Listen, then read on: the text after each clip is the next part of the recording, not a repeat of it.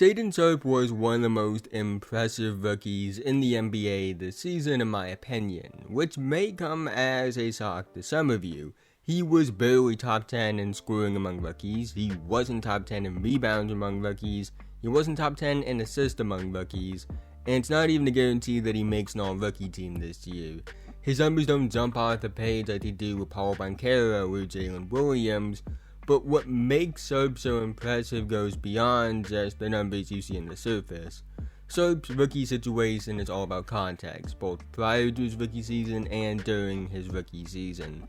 Prior to the NBA, he went through a draft process that nobody else that was drafted in the lottery went through that year. And during his rookie season, he was in a situation where the team was built around all-NBA talent, and really, the only other rookies I can say that about are maybe Keegan Murray and definitely Jalen Williams.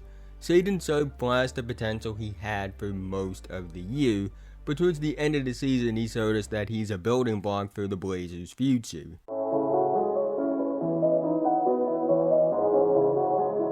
I think it's important to understand the context of Shaedon Sharpe's draft process prior to the NBA. Sharpe was actually relatively unknown early on in his high school career. However, following an incredible run on Nike's Elite Youth Basketball League, better known as EYBL in 2021, he shot up the rankings.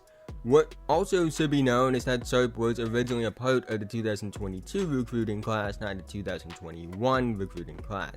And following the EYBL performance, he was the consensus #1 player in the 2022 class.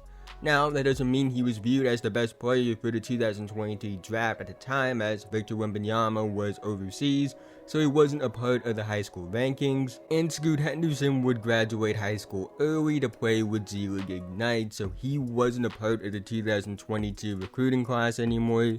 Sharpe would commit to Kentucky and would actually reclassify into the 2021 recruiting class.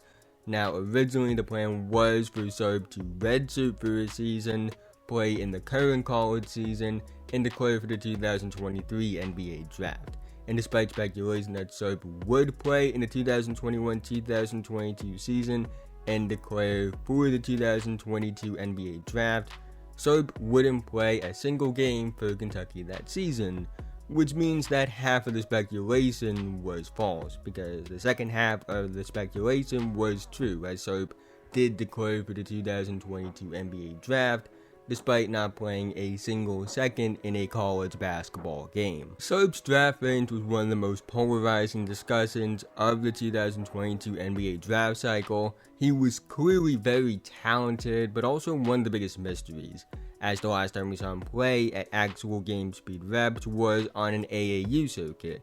I personally had a late top 10 to back end of the lottery grade on Shaedon Sharpe. He was an incredible vertical athlete with a good jumper, but he wasn't the quickest or most boasty athlete on tape at the time, and the handle wasn't great either. I thought he was worth a lottery pick because of his baseline skill set and his super young age, but I wasn't quite sure he was worth a top 5 pick like some others believed. Sharpe was drafted 7th overall by the Portland Trail Blazers, and at the time I made a video calling him the most important rookie due to how his success would dictate how prospects are evaluated in the future, as we really hadn't seen a prospect literally take a gap year and be drafted super high based solely off a good AAU run.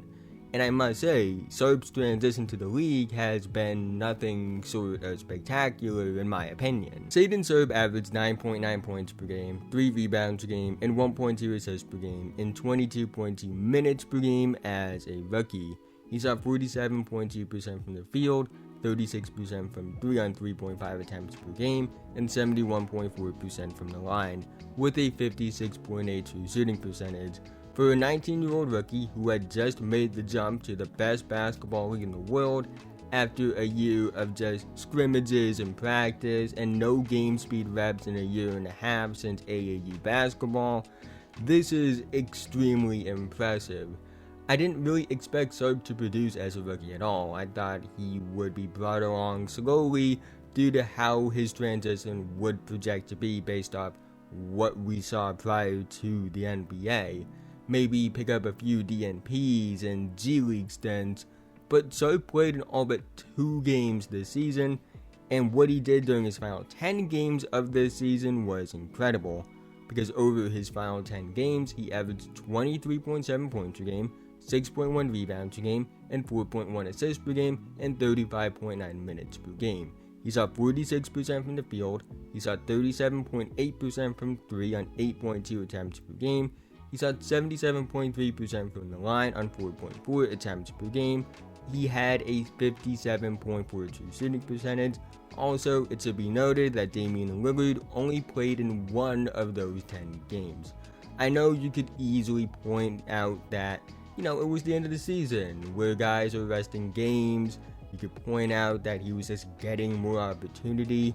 You could point out that the Blazers only won 2 of those 10 games and also lost some of those games big, including a 28-point, 34-point, 40-point, and yes, a 56-point loss during the stretch.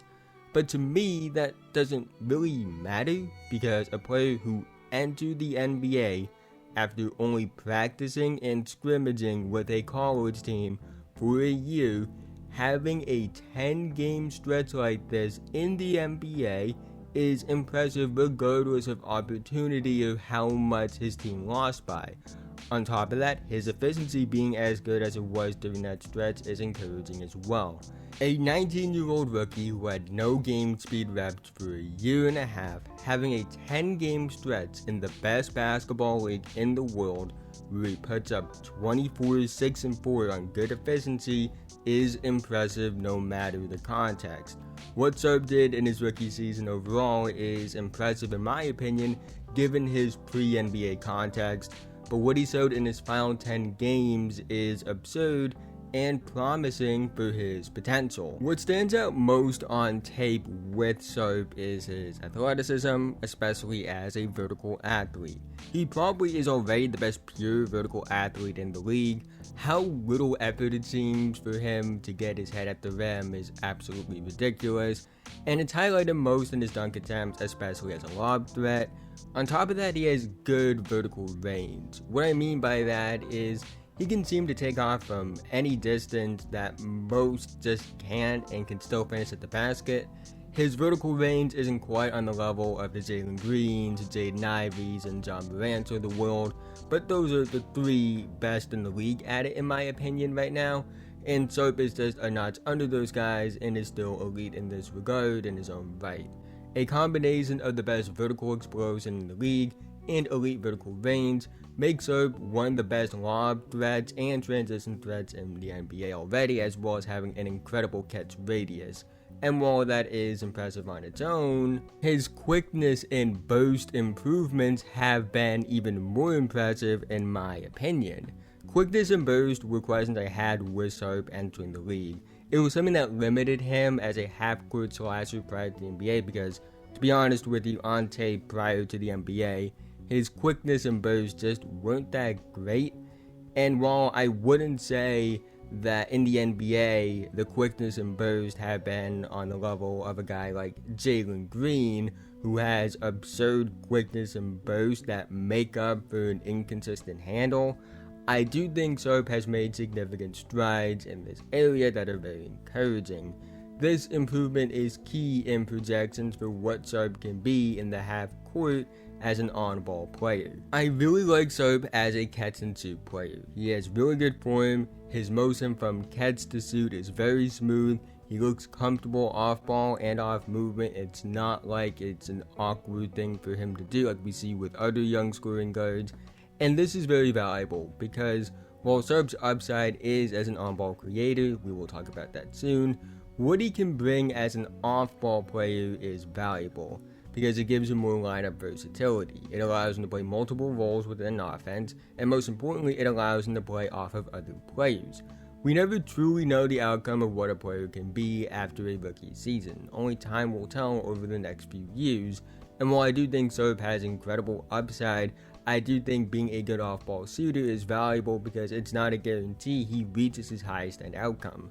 Being a good off-ball shooter and scorer means that even if Sharpe doesn't reach his full potential, he will bring value to an NBA team, and that could lead to him having a long career despite the fact that he might not reach his highest end outcomes, because off-ball shooting and scoring is a valuable skill set for any team to have. Like with Sharpe's quickness and burst, I was very impressed by his improvements as a shot creator. His handle has taken massive strides from before the NBA to what he did as a rookie in the NBA, and while it still definitely needs some work, I am encouraged by these improvements. The numbers aren't great per se in terms of attempts that are considered shot creating ones.